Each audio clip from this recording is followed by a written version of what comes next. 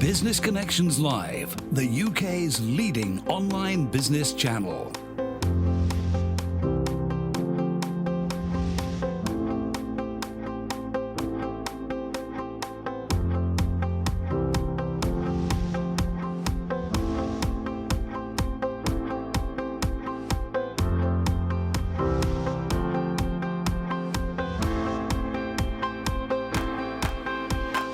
This is Business Connections Live with Steve Hyland.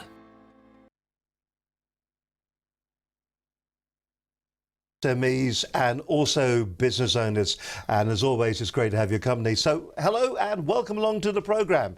Another great show lined up for you on today's show. Now on today's show we're talking about inbound marketing, how to build a brand whilst creating trust and loyalty, and my guest on today's show is Steve Mills, who is of course the prudent marketeer. He's been on the show before and it's great to have you back with us today, Steve. It's great to be back, Steve. A long time since we've seen you on the show live, but of course your programme, if you go to our website at businessconnectionslive.com, is one of them anyway, is probably the most watched programme that we have ever produced. It was all about LinkedIn, and of course with everything that's going on about LinkedIn at the moment, I mean, no surprise at all. Are you still doing LinkedIn? Is that still the core of your business? It's certainly one of the cores, yeah. We do a lot of training and management and advising small businesses how to use LinkedIn, because it's such a fantastic tool. And, you know, one that, you know, so many businesses say, well, I'm on LinkedIn, but I don't really understand it, or I don't really do much with it. And for me, that's just costing small businesses money. So. Has it changed a lot recently? But of course, LinkedIn has been in the news with a bit of a hoo-ha that was going on over the last couple of weeks, depending, of course, when you're actually watching this. But, I mean, it has been in news. Fundamentally, LinkedIn was, of course, for recruitment, wasn't it? And it's developed and grown into a professional business site. But there are elements of Facebook in there as well, aren't there? Yeah, there are. Certainly a lot of people say it's almost like the Facebook for business. I've heard that expression, and there is some truth in that. But yeah, I mean, LinkedIn's been around for many, many years, and even before the word social media had ever been invented, LinkedIn was with us. But over the last 6 months, it's changed tremendously, yes. Yeah. Let's just clarify something on that. Is it truly a social media platform? Is LinkedIn social media? Because if it is, the hoo-ha that went on a couple of weeks back, that was something that was actually somebody being sociable. So is it a social media platform or is it not? That's a good question. I'm not sure that I can answer, but I'd say it's a business social media network. It's not like any other. It's not like Facebook or Twitter or any of the others. So to some extent, yes, but it really depends on how you use it. I think most people use it for business or for getting a job or finding new employees and so on and so forth. So from that point of view, it's not used to, you know, tell people how many, you know, what I've had for breakfast, or that I'm going playing football tomorrow, or whatever it happens to be. So it's not used in a sort of social setting, but the tools are very similar to, let's say, for example, Facebook. So what is that then? It's a sort of then? Sort of, yeah. No, it's just not going to commit yourself, are you? Profound statement there, but yeah, it sort of is. It's the business Facebook. All right, we'll stick with that for the time being. For those people that don't know who you are, now I've already sort of said that you are a LinkedIn expert. For those people that have never heard of Steve Mills, now we're going to be talking about brand building today. That's you know, inbound marketing. You class yourself as the prudent marketeer. Yeah. Who is Steve Mills and what do you do? Well, I've been providing advice, expertise and training for small businesses for over 20 years. So I was obviously very young when I started off, Steve. And before that, I was actually an international sportsman. I used to play table tennis for England many years ago. And I think I took my attitude in sport to how can you get more out of everything that you do in sport, and brought that into a business context. And that, I would say, is my expertise, whether it's LinkedIn or other areas of marketing. It's how do you improve the performance.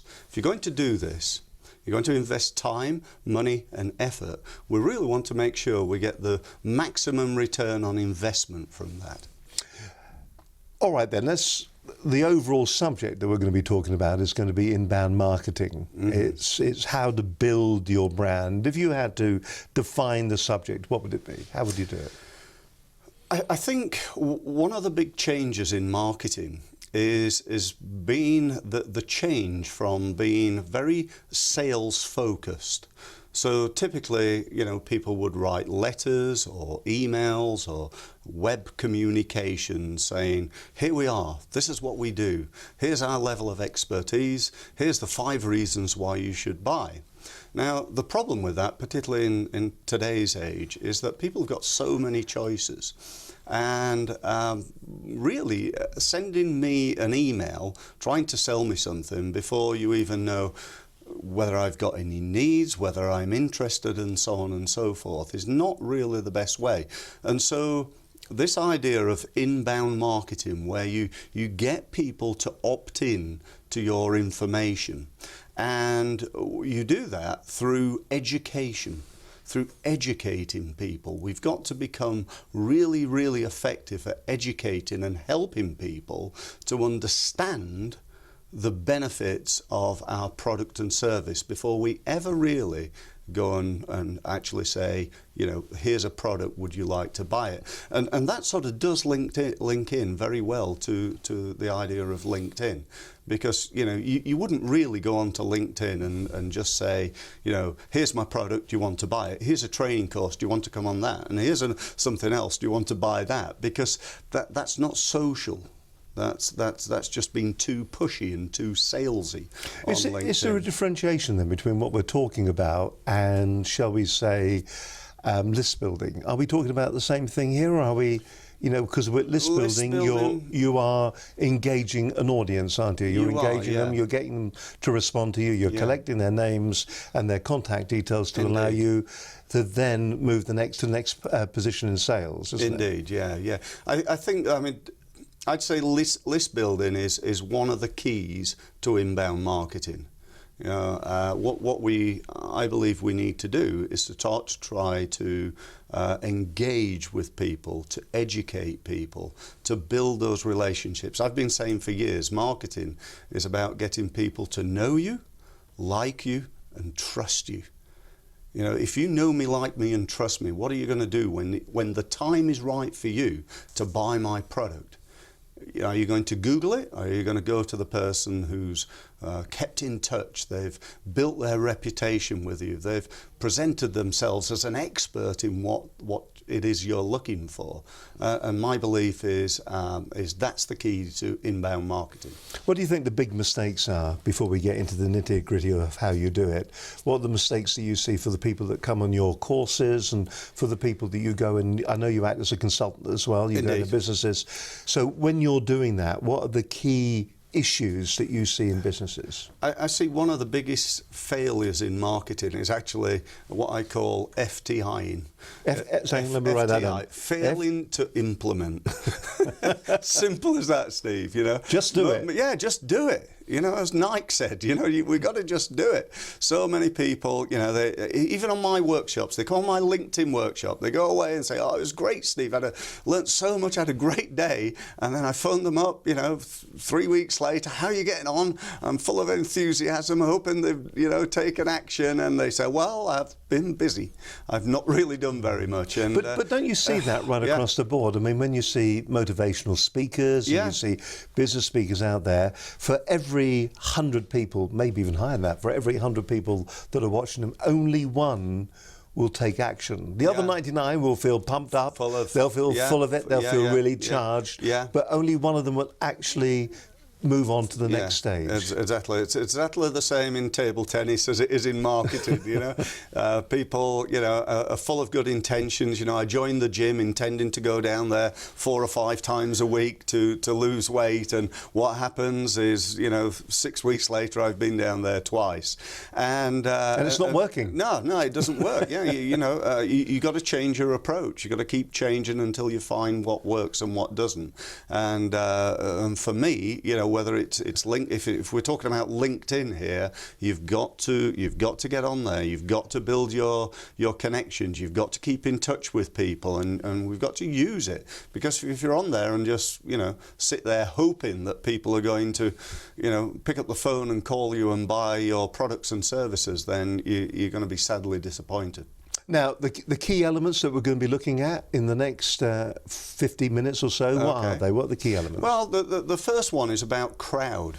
And what that's about is building your crowd.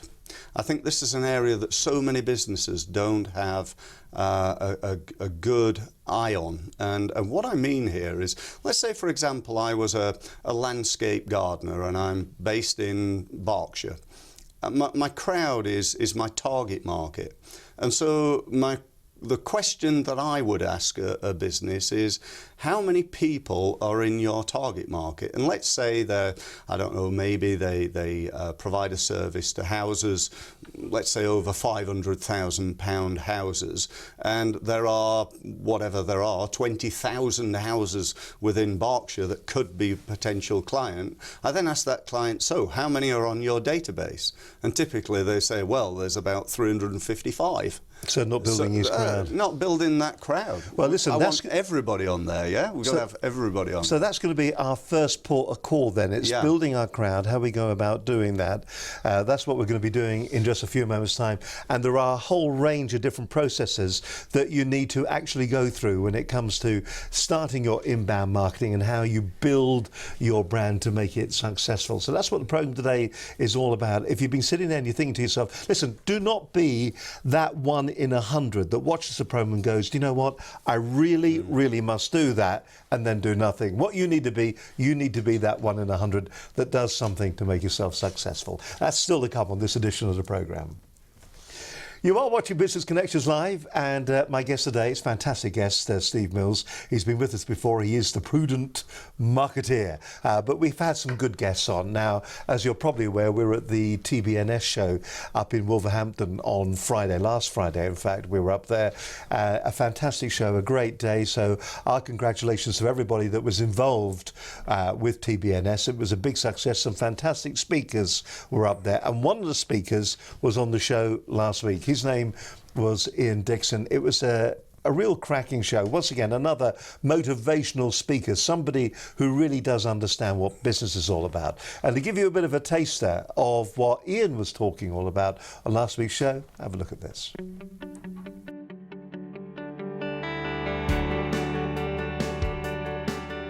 Our guest on today's show is Ian Dixon, award-winning business coach and speaker. It's exciting, isn't it? Looking at setting business goals and how you, for your business, can achieve ongoing success. But all I say is that whatever it is that you're striving for needs to be a little bit scary, but ever so exciting. So if it's just, often we don't even know how we're going to get there. So especially year goals, I never go beyond a year. So whether that be a financial year or I nearly said legal year, but a calendar year, and only 2 or 3 things actually. What do you want? What are your 3 big, like, oh my gods for this year? I call them hugs, huge, unbelievable goals. Now, one is a given. It'd be a financial goal of some description, whether that be a revenue goal or a profit type goal, and then maybe a personal goal, and then something different. And when I first started doing this, I couldn't begin to tell you, and I get to do it 20 odd times a year now because with the clients that I've got, but it is so much fun getting to the end of a calendar year or a financial year and pulling out goals that have been set from 12 months before and going through and working out, whether or not they've been done or whether they've been moved 99 times to whatever the desired. So I always have a revenue goal. I came on the show last time and shared with you my book, and then the third goal, which I set last November, December, bear in mind it was last year that I set this, was for the last 2 or 3 years I've been running around the country doing events for other people, like the Business Networking show this Friday. I'm speaking at the Excel in December. I'm speaking at a magazine publishers conference, and I thought I used to do my own, so I sat down last year and said I'm going to do my own show in 2015. I'm going to do my own event, so I can get a year plan on one piece of paper. So what are your 3 goals? Give me 5 reasons on each of those goals why you want to achieve them, and then what are your first 10 activities going to be against those 3 goals. Because actually we live in a Xerox world. We just photocopy our lives every month to get to the next month, to get to the next month, and actually projecting ahead is an anti-thought. You know, we struggle to think that way. And nowadays, we talked about platforms earlier, there are lots of ways that you can create that self-accountability. So it takes brave people. You know, people I work with, I have nothing but respect, because it takes a brave person to step up and say, I want to be accountable. As a business owner, we're not accountable to anybody. And actually, that's one of the attractive things about becoming a business owner, is that you don't have to worry about the boss anymore. And it can be your own worst enemy. Work-life balance is a myth. It doesn't exist. And let go of work-life balance. It just does not exist. So that's a big statement. Right. So let me explain why. So you have to enjoy. You think how long you spend at work. You're at work right now. I'm guessing hopefully you're having a good time. I'm having a great time. I'm having a ball. Right. So you're at work right now. Think how long you spend at work. Actually, you probably spend more time at work than you do with your partner. I know there'll be some people saying that's a good thing, but we do spend more time at work than we do at home. So you've got to enjoy what you do. My name is Ian Dixon. I am a business performance coach and motivational speaker. I am here today to share with you I've been here today to share with some very simple tips on goal setting. So remember 99 plan A's, so is that it's movable. Don't always cast it in stone. In fact, never cast it in stone. Get somebody to keep you accountable. You might have a positive cherub on one shoulder and a negative on the other, but have somebody stood behind you kicking you up the jacksie to make sure you get those things done. Make sure they're believable. Set yourself 3 big goals for the year. Write down 5 reasons for each goal, 5 whys you want to achieve that goal, and then 10 things on each to get you started. What else could I tell you about goals? So make sure they're believable. I've already shared. Keep them positive, so never set a negative goal. I think that from a goal setting perspective, that's probably about it. And the only other really big takeaway today, which I think we touched on towards the end of today's show, was this whole thing about living in the information age, is to go away, sit in front of YouTube or TED or some other platform and learn about communication. It's such an incredibly powerful tool. We live in the information age. So thoroughly enjoyed the show. Business Connections Live, over 100 shows, I think, just coming up. So coming up, not far away. My God, over 100 hours of business content. Where else would you get it? So an amazing back catalogue.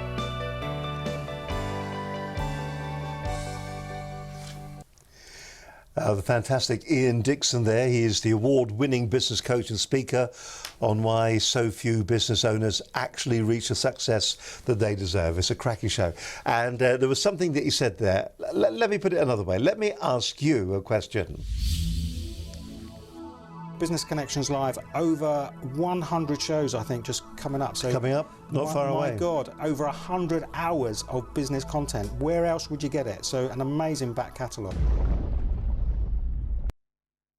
Back catalogue. It is an amazing back catalogue. Over 100 hours of content is sitting there at the moment, and it is all absolutely free if you want to get your hands on it. That's businessconnectionslive.com. And our thanks to Ian Dixon, who did a sterling performance as well at the Business Networking Show. And you can find Ian talking up and down the country, all over the place. Really, really very, very motivational. You're watching Business Connections Live. On today's show, we're looking at inbound marketing, how to build a brand whilst creating trust and loyalty. Now, my guest on today's show is Steve Mills, an old friend to the programme, the prudent marketeer. Let's go through the stages. You touched on, just before the break there, you touched on the crowd, but there is a whole series of processes that we go through. So let's have a look at the processes, the slide that you've got here. Okay, sure. And just talk us through this. Okay, so this is a 5-step process. This is about developing your crowd, the number of people that you've got on your database or that visit your website, the number of people who know you and who you know. From there, what we've got to do is start to convert them. I call it going for a coffee. You know, that's what we literally need to do, you know, to develop that relationship. And so that, you know, there's some connection, this idea of getting people to know you, like you and trust you. From there, you've got to get your first date, in other words, your first sale. We've got to start to convert this database and this relationship into a sale. The next step is about turning that into real cash, you know, getting people to come back. and buy from you and maybe buy a more expensive item. And lastly, it's about continuity. Getting people to buy from you again and again and again. Will you marry me? Yeah, will you marry me? Yeah, so that we get to a level where people are real, what I call raving fans, and not just satisfied customers. Ken Blanchard, in his book, Raving Fans, has really spoke about satisfied customers are not good enough. What you need is raving fans, people who will buy from you, they would never go anywhere else, they recommend you to all the people that they know, and they're absolute advocates of you and your business. Is this another way of describing the traditional, it nearly looks like a traditional sales funnel here? Yeah, it is. Yeah, absolutely. But it's about maximising it. You know, getting enough people into that database and funneling them through that is exactly what that's about. Well, you touched on it a moment or so ago, the first part of the process, crowd, building the crowd. I know you've got some more slides that you're going to be showing us on there. So let's talk our way through this element of crowd then. Okay, yeah, sure. So if we look through, where are you currently? I've got an example business here that's, you know, it's got a database of 10,000. It's currently securing 10% of those into leads, so we're nurturing those people.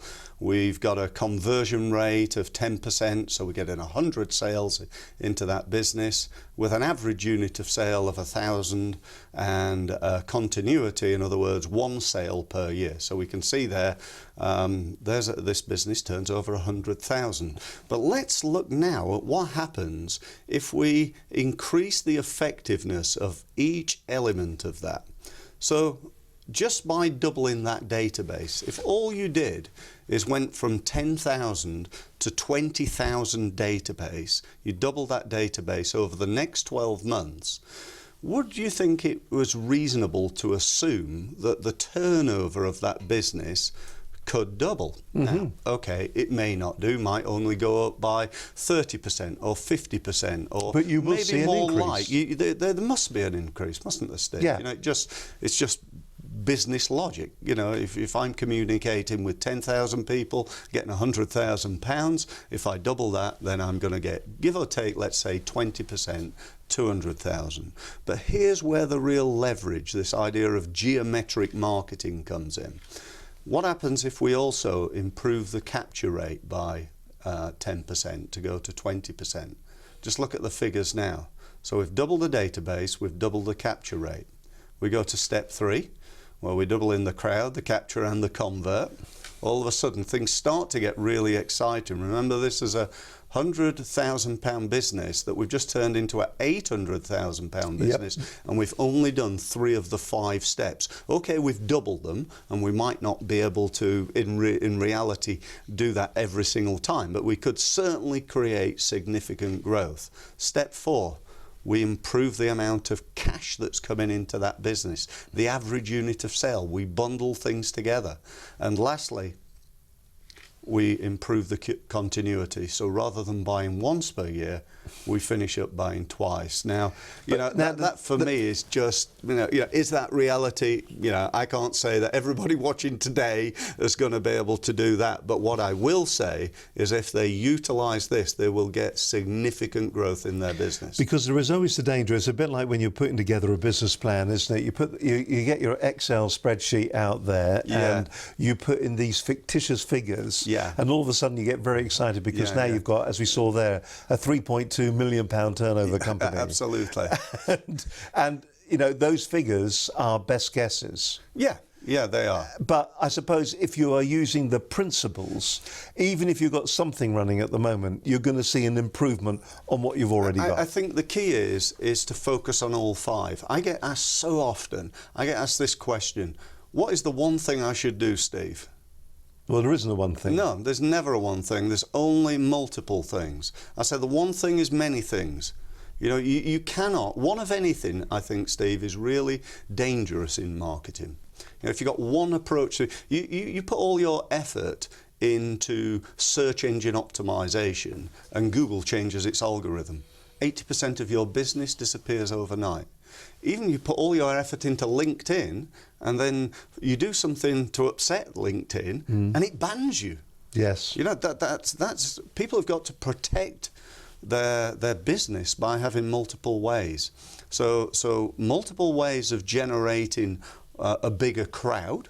You know, LinkedIn's fantastic for that. So is Facebook. So is SEO. And so on and so forth. Do you in your business, I know you're a big LinkedIn fan. I am. But in your business, do you use all these different facets all the time? So do you use Facebook? Indeed. Use social media, obviously, you know, Twitter and stuff like that. You're using all of that. Yeah. Are there things outside of those social media platforms that you can use to grow your crowd? To grow your crowd, yeah. I mean, you know, I believe in networking. You know, I can go and stand up in front of 200 people at a networking event and say to them, look, if you want to go to my website, theprudentmarketer.com, download my ebook. There's an ebook on there called The 10 Biggest Lead Generation Mistakes. And out of the 200 people, maybe 20 or 30 of them go to my website, they download that. They have to give me their name and contact details in order to do so. And now they're in my crowd. I'm able to email them and keep in touch with them and grow and develop that relationship by providing them with advice and information. I don't just go for the jugular and do you want to buy this? Do you want to buy that? That's old hat now. We've got to develop relationships. And you'll find me in your mailing list. And in fact, if you go to Steve's website, here it is, The Prudent Marketeer. That's the book there that you can download. Nice little video here as well that he's put together. But there's the book that you can download simply by going on the website, and it gives you a bit of an insight into what Steve is talking about. Listen, I don't want us to get bogged down in crowd. It's important. Let's move on to the next stage then. Where are we going to next? Well, let's go to capture. Right. Yeah. How do we improve the way we capture information? And you've just shown one great way. Having something that you can give for free on the home page of your website. Looking at the home page of my website right now, it's just full of free stuff. It is indeed, the book there, we've got 4 more things you can download underneath that. And the whole, or as you suggest, watch the video. The whole idea of this is to create capture. To capture information, to get them to give people something that demonstrates your expertise and captures their details. Now, just to clarify here, people say, well, it's easy for you, Steve, you're in marketing. But the truth of the matter is, if I was in landscape gardening, I'd have 10 biggest mistakes people make in landscape gardening. You know, it doesn't matter what you do, you can demonstrate. You can always find something that shows your expertise. Absolutely. That you can give as knowledge, because that's what everybody is these days online. They are purveyors of information, aren't they? Indeed. And that is the new currency, isn't it? It's knowledge. It is. Yeah, and we've got to demonstrate that, because without that, people just buy the cheapest. You know, which landscape gardener shall I go for? Well, that one's cheaper than that one, might as well go there. Or would you rather go to the landscape gardener who's written a book on landscape gardening and has demonstrated their expertise? You've watched 2 or 3 of their videos showing, demonstrating how to, I don't know, improve the grass on your lawn or whatever it is. You're not a landscape gardener. I'm not a landscape gardener, no. That's not a very good example, but you get the meaning of it. You can demonstrate, and these days through videos, fantastic for that. Demonstrating. I could set up a series of videos on my website that people have to sign up for to gain access to a free video series. It's just a brilliant tool for doing that. And of course, I think it was Chris Ducker we were talking to the other day, and he said that more people should actually be contemplating putting together podcasts. Podcasts are a very powerful way of doing that. So if you are thinking about, it is all about engaging. It's all about getting your personality and getting, your brand across to your prospective clients or your prospective customers. Because if you don't do that, if they don't know who you are, why should they buy from you? The last thing really, I suppose, you need to be doing, and very briefly, briefly is you really don't want to be selling on price all the time. You want to be selling on quality and you know, more things than just price. If price is the criteria that are buying on, my mum and dad used to say, buy cheap, buy twice. Right, yeah. And really what you should be doing is you should be contemplating and saying, what is the best way to actually sell my brand to somebody? Well, first of all, show them how great your brand is. And then you should be able to ask a premium price for what you're actually trying to pass on. Listen, we've done 2 of the topics so far in this edition of the programme. We've still got the rest of the process to go through. We are going to get there before the end of the show. I can promise you that today. Still to come on this edition of Business Connections Live with my guest today, Steve Mills, who is, of course, the prudent marketeer. You're watching Business Connections Live. And if you're enjoying today's show and you think to yourself, do you know what? This is such a great show. I love the way that it engages the audience. We're talking about engagement at the moment with Steve. Well, how about turning the people that come to your website, stop them from being readers where they're just reading loads of text. And your site doesn't do that. You use video, you use audio, you use all sorts of different things. Why don't you turn it into an opportunity for the people that visit your site to become viewers? And you can do that with a little product we have. It's called Your Brand TV. Have a look at this. Still sending out conventional newsletters to customers? Do you just want a more engaging way to talk to your customers and employees? Hello, I'm Steve Highland. And I'm Linda Bazant of Business Connections Live.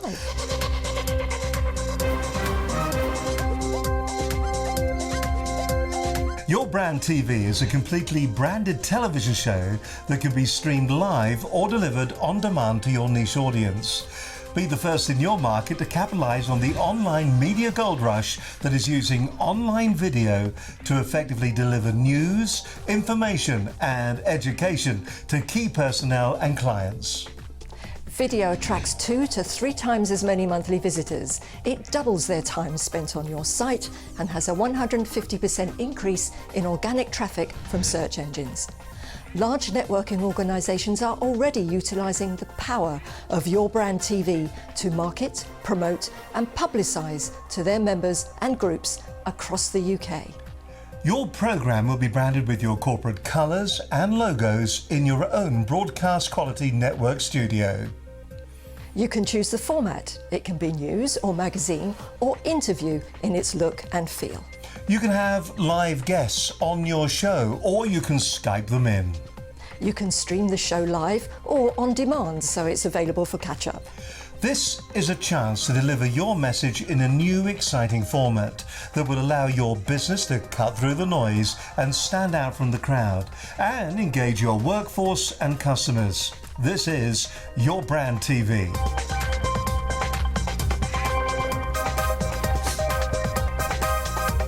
To get more information on this fabulous opportunity to bring to life your corporate communications, contact us today at Business Connections Live, the UK's leading online business channel.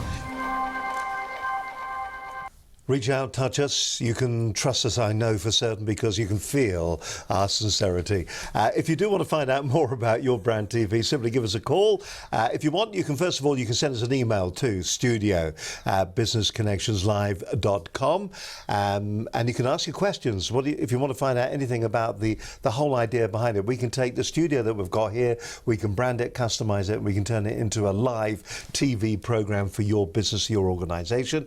So you can email us if you want. You can also follow us on Twitter at BCL Business TV.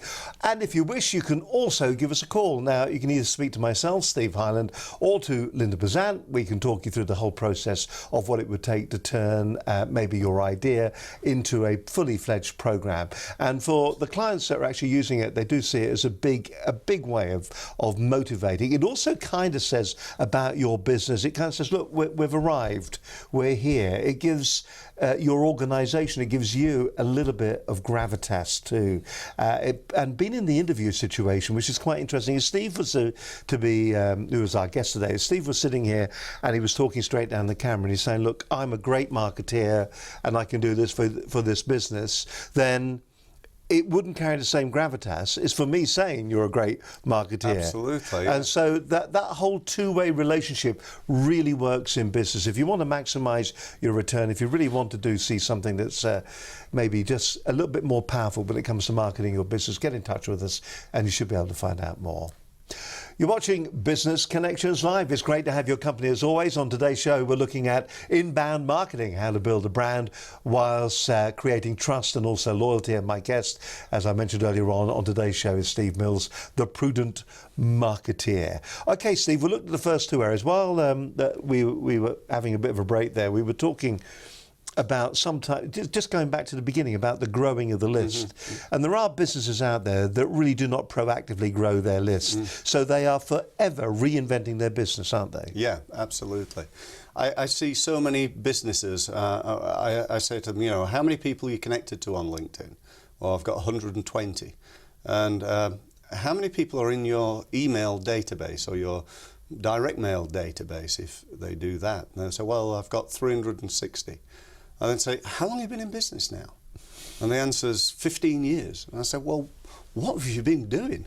You know, surely you could have got more than that. You know, this is a key area of business. This is about building a list so that you can communicate your marketing message, be it email, direct mail, telephone, however, you know, inviting people to events, video, and so on and so forth. And yet you've only got 322 people. What are you doing? And of course, what the are you doing? 320, you really do need more than that, because if you're only getting a 1% return on that, it's not very many at all, is it? And you know, Steve, one of the big things as well, and I say to them, what are you actually doing to keep in touch with those people? And they say, well, we send out a quarterly newsletter. You know, that is never going to be good enough to develop that relationship. You know, you're never going to send me a quarterly newsletter and I'm going to become an absolute advocate, raving fan, recommend you, buy from you, think you're wonderful, because I've forgotten you by the 3 months time. All right then. Who was it? Once a day, once a week, yeah. once a month. How often? Okay, I'm going to say it depends, I'm afraid. It depends on your business. It depends what industry you're in, and so on and so forth. But what I will say is a lot more often than people listening are probably today doing it right now. Are probably doing right now. If you're doing it once a month, do it once a week. If you're doing it once a quarter, do it once a month. You know, let's just up the game a little bit and start communicating with people. How often are people listening to this right now communicating with their customers? Probably not enough. Not enough, almost. I must admit, I'm sitting here feeling slightly embarrassed because I feel we don't enough, but we will be because we've watched today's show. Okay, where are we going to next with the process that we're looking at? Okay, we're going to look at conversion. Because it's all very well having a big database and building those relationships and going for coffee, as I said a few moments ago, but we've got to win business, so we've got to improve your conversion.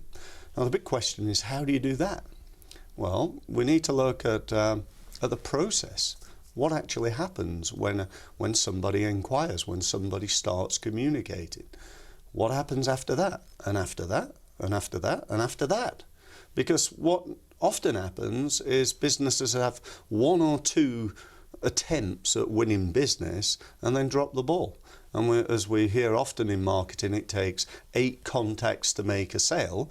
I actually dispute that because it depends on the quality of those contacts, but I do absolutely believe that most businesses drop the ball. I had a fantastic result the other day, Steve. This lady contacted me and said, I came to an event in Swindon that you spoke at 10 years ago, and you've been emailing me ever since, and I'd now like your help. I just thought, it's taken me perseverance. 10 years of, I dread to think how many emails this lady'd had, and she now wants to do business. And it just shows you the power of keeping on, you know, developing and improving that database. When the time was right for her, just because, you know, the time's right for me to sell something doesn't mean the time's right for somebody to buy something.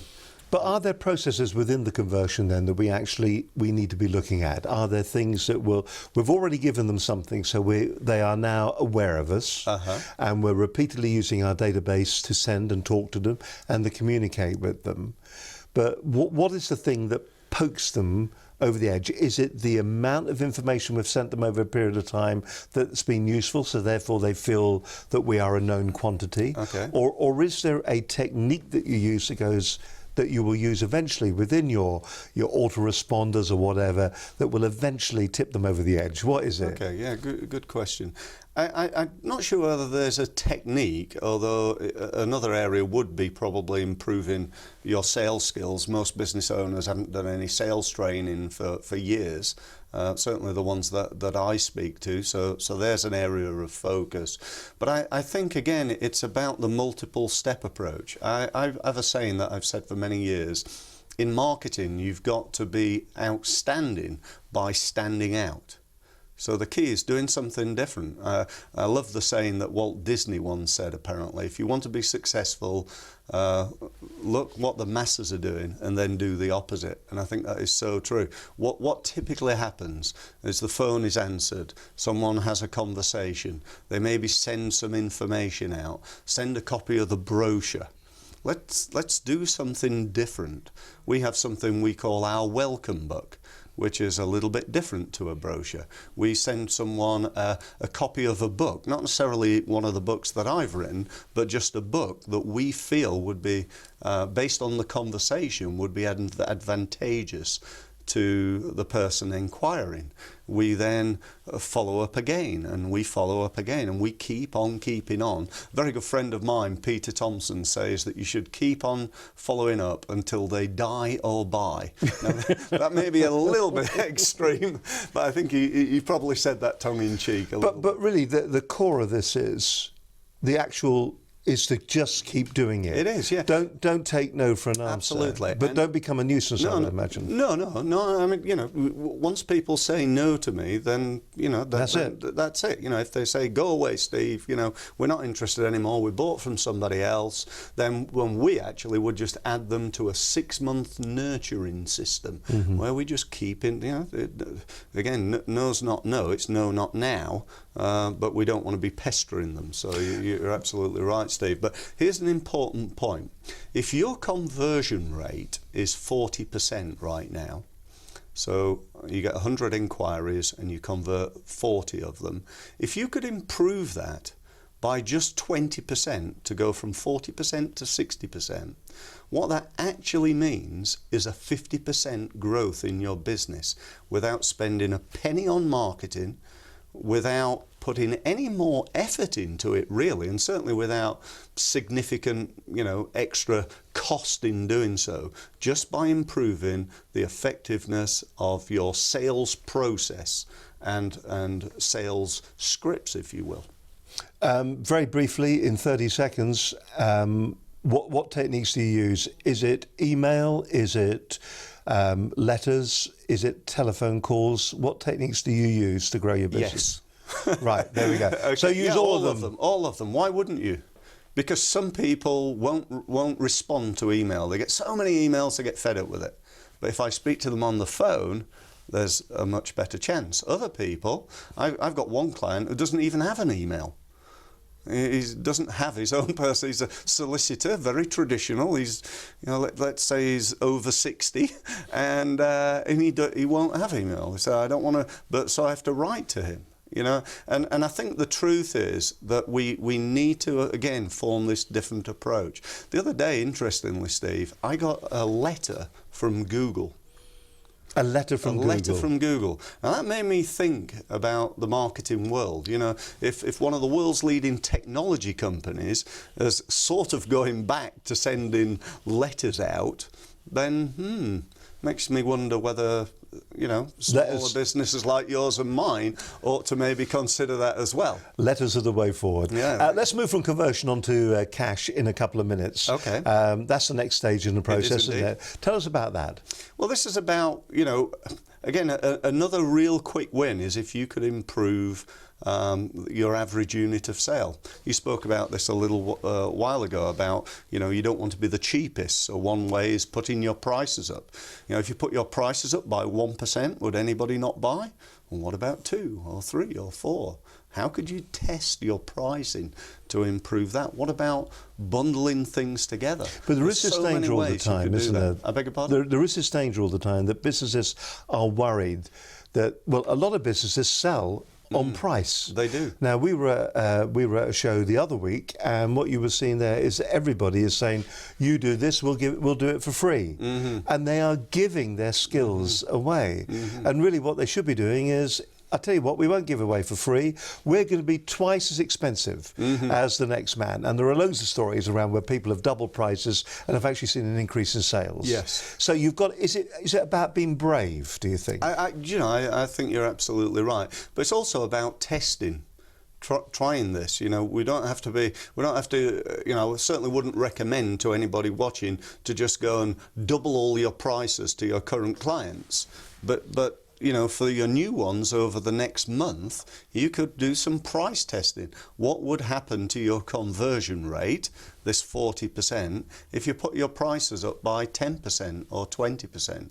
Could it even go up? Could it go down? What would happen? That's the prudent way of doing it, the non-risky way. The non-risky way to do a lot of testing, and that's really important. So we've gone through quite a lot on today's programme. I hope we've given you a few ideas. If nothing else, maybe just a bit of food for thought when it comes to what you should be considering when it comes to actually doing your inbound marketing. We've talked a little bit about pricing. Maybe you should be doing some tests on that. Maybe you could perhaps give it up. The danger is that we are in an environment, we're in a marketplace at the moment with all our different products, all our different brands, that what we seem to be trying to do a lot of the time is selling on price. But does Rolls-Royce, do they sell their cars on price? No, they don't. But they're the car that everybody, we aspire to, that you want. So is price the most important criteria, or is it the fact that what you're selling does what your client wants it to do and will do it right for them? You really got to think a little bit more about what your product's all about. We'll talk about the rest of the process when it comes to inbound marketing in just a few minutes' time on this edition of Business Connections Live. Now, one of the areas, of course, that is in business these days is the whole world of apps. Have you got any apps yourself? Do you use apps? No, I don't yet. Why not? I don't know. I've been a bit slow around that, Steve, to be honest. But I use apps, but I don't have an app myself. So right. no. So that's interesting, isn't it? So is that another area, perhaps, I think that so, you could yeah. use something that's got a bit of use to it? Yeah. Now, we met up with the guy. His name is Richard Eaton from a well-known app company, in fact. We had Richard on the programme a little while back. It was a real insight into what you should be doing when it comes to maybe using apps for your organisation, for your company. To give you a bit of a taste for the programme, and also maybe where apps could work for you, it's another platform that you can market on. It's another platform that you can sell on. And Richard is there to be able to give you the advice and the guidance that you need to make certain that the app will do what you want it to do. There are some people that think, I'll have an app for the sake of an app. But really what he will do is he will give you that clear-cut decision. You say, I don't think you need an app. Even if it means he does himself out of business. He's honest and straightforward. Just to give you a bit of a taste of the show, have a look at this.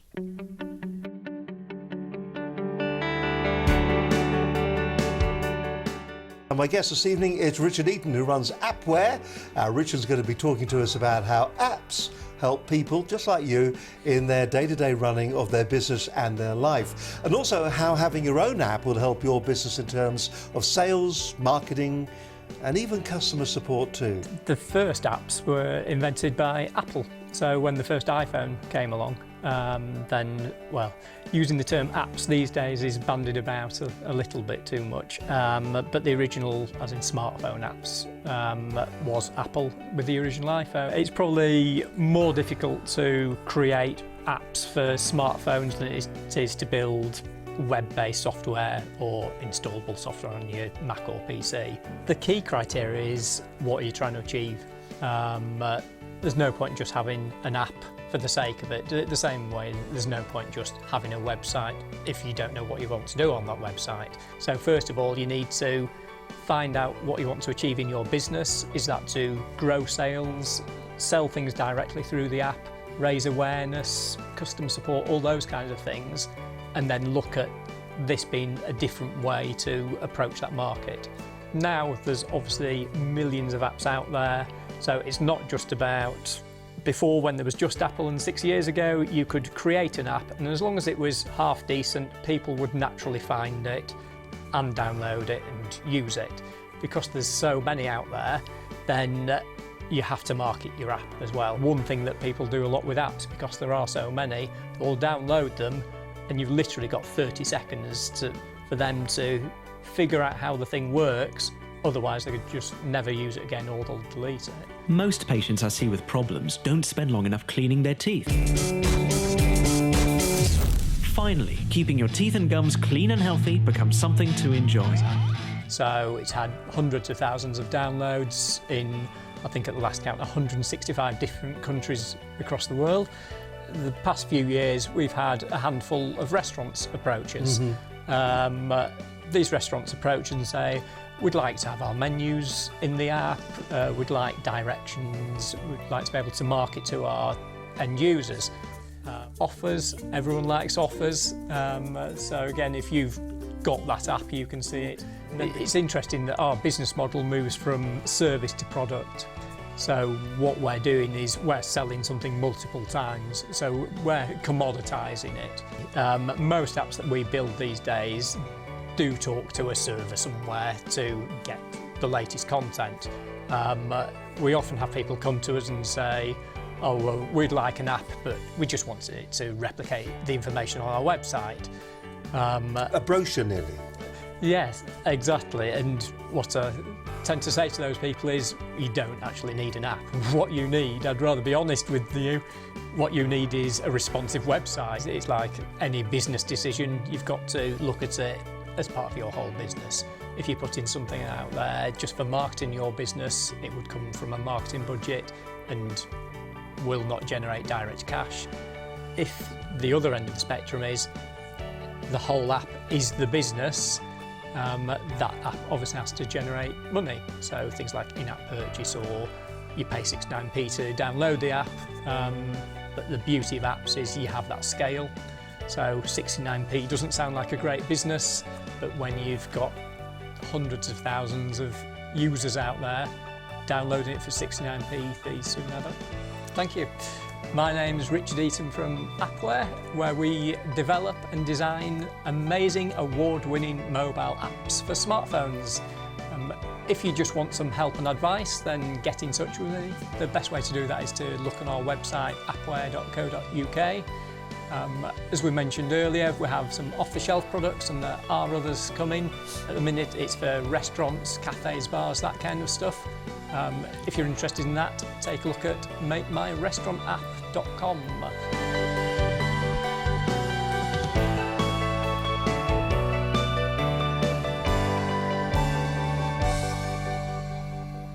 There you go, Richard Eaton there from Appware, a great bloke actually. If you are thinking about getting an app for your business and you just need some advice, you need some guidance, then go to Richard. The website, here it is, here's the website here, gives you all the information that you could possibly need. He was talking there about that particular one, the off-the-shelf app, which is a really clever idea. It's this one here, it's for restaurants and things like that. And the thing is that there are a whole stable of different apps. He puts a whole range together for all the different platforms. He's a nice bloke to boot. They're a good company to talk to if you want to find out more about getting an app for your business. And that's the place to go. The website address is www.appware.co.uk. Now, coming up in the next couple of months, some of the places that we're hoping to be, 3rd and the 4th of December 2015, it is the Great Business Show at Olympia, the Business Show 2015. Once again, another smashing event, some really good keynote speakers that are going to be there. You've got Brad Burton, he's going to be up there, Jamie Barber, Blair Linney, Piers Lilly rather, and also a whole host of people. Lots lots of people that we know and we love and that have been on the show as well in the past. They're all going to be there. It's a great event. We're going to be there, we hope, for the 2 days of the event. We're just finalising things at the moment. It is the Business Show, 3rd and 4th of December 2015 at Olympia. If you are a startup, an SME, if you're just in business and you just need to maybe even network, do it intelligently, maximise your return on the day, but go along to that show, the Business Show 2015, the 3rd and the 4th of December 2015 at Olympia. Can I just also say as well, hi to all the people that watch the programme on Cambridge TV as well. Thank you very much indeed. We're getting great response back from everybody that's watching you there. Don't forget, you can watch it locally in your area. You can watch it on Virgin Media if you wish, by simply going to Virgin Media, I think it's 159, just going to check. Whoops, too quick on me there. 159, and also Channel 8 on Freeview. So you just go along and you can watch the programme on a big screen and really enjoy it. You're watching Business Connections Live. On today's show, we're looking at inbound marketing, how to build a brand whilst creating trust and loyalty. And my guest on today's show is Steve Mills, the prudent marketeer. We've been working our way through the processes and everything, but let's just remind ourselves of what the processes are and where we are at the moment. We can have a look at the slide on your machine. We kicked off with building our crowd, which was important. We could double and build our crowd, couldn't we? Then our capture process, giving things away, and well, we may say giving them away, but giving them knowledge, giving them information about our brand so that we're building some form of trust and loyalty. I think also not so much about the brand, about what they're interested in. Because it's all about them, not us, it's about isn't it? them. Yeah, they couldn't care less about us. What they want is whatever it is they're interested in. So to use my landscape gardening thing, they're interested in a better garden, and they want to know what are the pitfalls, what information can I give them that position me as the expert. If I've got a book that I've written on landscape gardening, that's huge credibility to me. He must know what he's talking about. He's written a book on it. Because this is the old thing, isn't it? We've been established for 53 years. We've got 47 vans, 120,000 people working for us. I don't care. No, absolutely. Do you make the widgets that I need, and I need them urgently, and can you deliver on time? They're the 3 questions, aren't they, Steve? It's the right way round of doing it. All right, let's back to the slide. So there we are. I was picked up on that. Then we've got the conversion. Your first state was the way you put that. Just remind us in one sentence about the conversion again. Conversion is improving your conversion rate. Getting more people, more of those people you've captured onto your list to buy that first product. And then cash, of course, cash is king. Yeah. Maybe about, could you increase your price? Could you double your price? Could you actually get more return on the effort that you're putting in? Yeah, could you package things together? Could you offer larger units of sale? So many different ways of doing that. And then finally, continuity, easy for me to say. Will you marry me? Now, this is the last section. Yeah. So tell me about that. We've bought something. We've got somebody to buy something from me. For me, they've come on a workshop, or they've had a one-off advisory session, and I've made an amount of money from that. But what I truly need is that ongoing client. I want to win them for life. So I've got to think about that. Now, that could be, again, cross-selling them into other products. It could be producing some form of ongoing service that they buy, a monthly program of advice or support, perhaps. I'm a big believer, though, Steve, in getting people into, I love the word membership. People love to be members of something. We joined the gym, we're a member there. So I think one of the areas that people in business could start to think about is having their own membership. And that doesn't have to be complicated, I would imagine. No. So, I suppose we refer to the people that sign up on our website as part of the Business Connections Live community. Yeah. So they're part of something. They're part of a growing body. This is online networking, effectively. So you're saying that that's a really good idea. Give them that feeling of belonging. Yeah, we all like, we're going back to caveman days. We're tribal. We're all interdependent. So if you're part of something, I've got my LinkedIn Academy. I've got thousands of members on that. I've got my Prudent Marketing Academy. I've got a load of people connected to that. So form an academy, form a membership of people that people can join, be it on LinkedIn or on your website. Just form a group of people, and ideally, from the point of view of continuity, what can you do to get people to pay you an amount of money on an ongoing basis, a monthly fee, if you will. Again, I use my landscape gardening model. What happens with most landscape gardeners is people come in, they hire a landscape gardener, they do whatever they need, and maybe at some point in the future they might go back to that company. But if I offered people a monthly maintenance program, a percentage of them, 10%, 20%, 80%, are going to take me up on that. The more we talk about doing landscape gardening, the more I want to start a landscape gardening business. But that's not going to be the case. But that's interesting. Do you think, from the experience that you've seen, that what a lot of businesses actually do is that they go through this entire process, and then at the last hurdle they fall over, because what they don't do is they don't capitalise on the fact that they've sold an item to somebody. They go, okay, I've sold it, move on to a new customer. Let's go through all the new stuff again to build a new customer. Well, as we all know, there are three ways of growing a business. One is to get more customers in the door. Two is to get them to buy more each time they buy from you. And three is to get them to come back more often. So if I use a sort of, I'll not use landscape gardening this time. If I use a supermarket metaphor, I've got to get more people into my shop.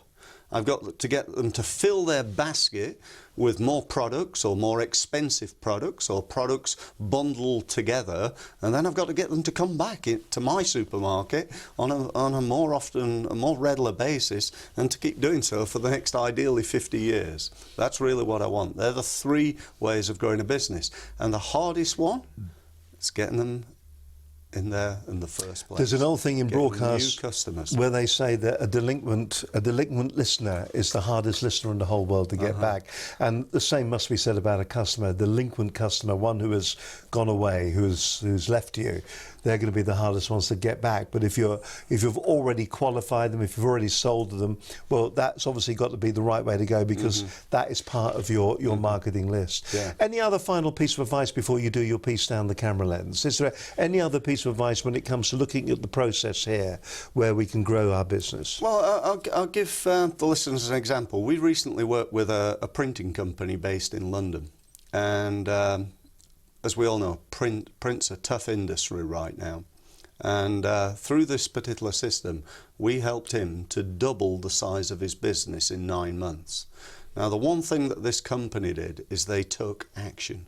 That's absolutely what they did. And they didn't just focus on one area. It wasn't just about growing their database. It wasn't just about improving their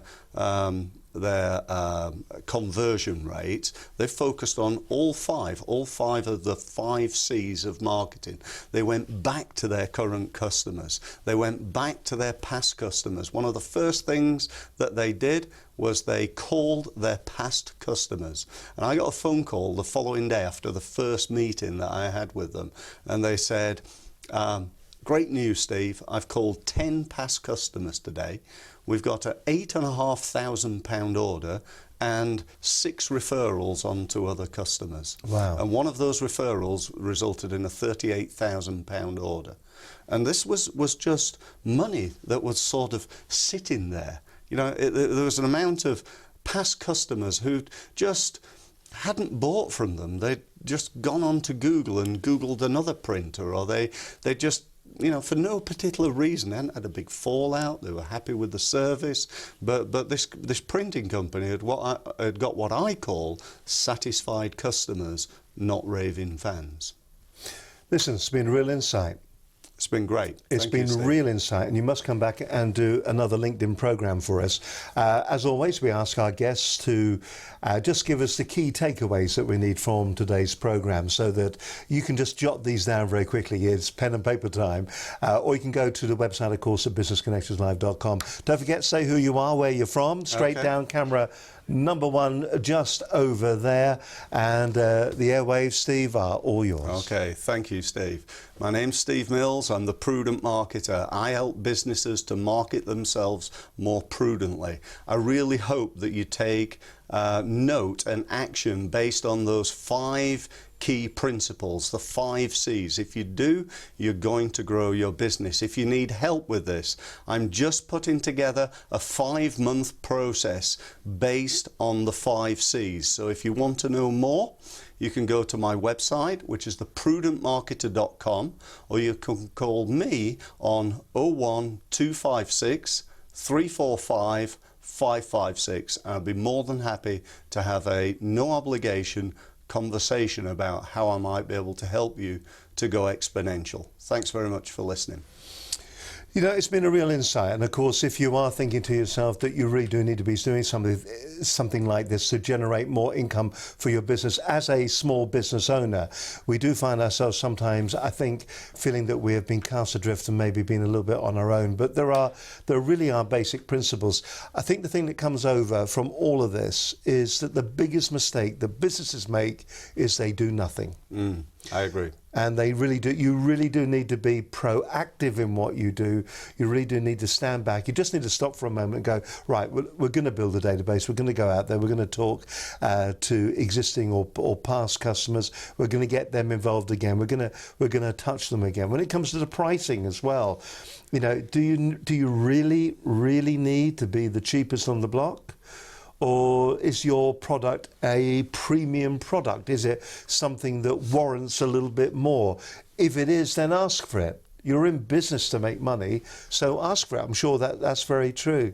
And don't neglect them. Once you've got the clients, once you've got that business, then, I mean, some people would go, then milk them for everything you can. That isn't the case. What you're doing is they need what you've got, and what you're doing is that you are supplying it on an ongoing basis.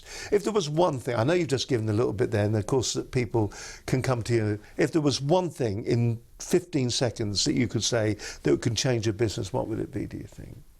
Apart from the taking action, I'd say the biggest thing would be to get yourself trained. You know, so many people, you know, they're experts in whatever it is, whether it's landscape gardening or running a supermarket or printing. That's their expertise. But as we all know, there are 3 areas of a business that actually matter. One is the work, doing the work. We've got to be good at that. The other is managing the money and having the financial acumen to be successful. And the third is selling the stuff.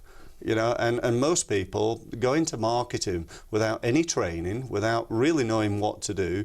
And you know, years ago, it was just a matter of basically spending as much as we could on a Yellow Pages advert, get the biggest advert we could, advertise in the local paper and so on. It was easy. It's no longer easy. It's really complicated. You know, modern marketing methods now are really where marketing's going. The digital age, using retargeting, remarketing, and pay-per-click and so on and so forth. It's not easy. You need to get some training. There you go. You need to get some training from the horse's mouth. That was a long 15 seconds, wasn't it? Listen, Steve, it's been an absolute pleasure having you on the program today. Thank you very much indeed. It's been great to be here, Steve. And Thank you. I hope you've enjoyed our look at inbound marketing on this edition of Business Connections Live. Now, programmes that we've got coming up for you in a few weeks' time. What we got? Well, on next week's show, we've got Justin Rue. He's the Senior VP of Communications at Luvata. Clarity in what the communications function is. Demystification of a function that is, as is the summer cuckoo, oft heard yet rarely regarded. I can't wait for this programme next week. It's going to be fantastic. So that's Justin Rue next week on the programme. We're really looking forward to that. And I know that Justin's been looking at some some of the past programmes as well. Justin, we're looking forward to having you on the show. Other programmes over the next couple of weeks, well, we've got Steve Nichols talking about tech. We've got RBS, the Royal Bank of Scotland, BizCrowd there joining us, the free online business community for SMEs. Benjamin Dennehy, who we met at TBNS, he's going to be coming on and talking about the Sandler sales and training, the sales technique. What am I trying to say here? The method, that's it, the methodology of Sandler when it comes to sales. Thank you very much. He's also a trainer and a motivational speaker, as is the lovely Vanessa Lanham-Day, who's going to be coming on and talking about Facebook advertising. Don't forget, if you'd like to sponsor the show, you can always do that. Do give us a call at all the normal addresses. But if you want to get in touch with us, you know how to do it. Studio at businessconnectionslive.com. From Steve Mills, thank you very much, sir. My pleasure. Thank you, Steve. And from myself, Steve Hyland, thank you very much. We're back again live next Monday at midday. Till then, have a great week. Bye for now. Bye-bye.